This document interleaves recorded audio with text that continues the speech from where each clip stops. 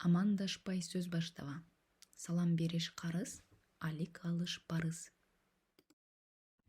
Для начала хочу рассказать о таких фразах приветствия, которые используются все реже в разговорной речи или используются в определенном кругу людей. Например, фраза «Ассаламу алейкум» используется среди мусульман, не только в нашей стране, но и в других мусульманских странах. А фразы «Арбангс амансызбы» используются в кругу людей старшего поколения. Официальный стиль – вежливая форма приветствия. Саламат сызбы можно сказать человеку, который старше нас по возрасту или по должности.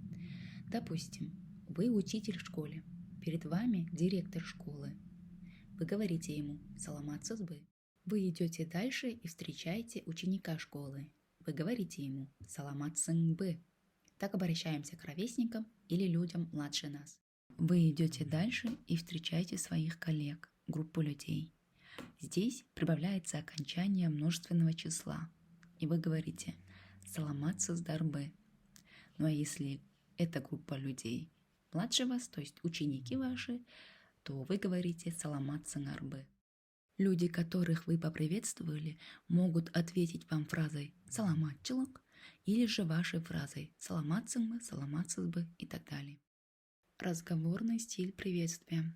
Все реже встречается фраза «салам», все чаще встречается фраза «кандай», «кандайсын», «кандайсыз». А также среди людей старшего возраста можно услышать фразы «чахшсызбы», «чахшсыңарбы».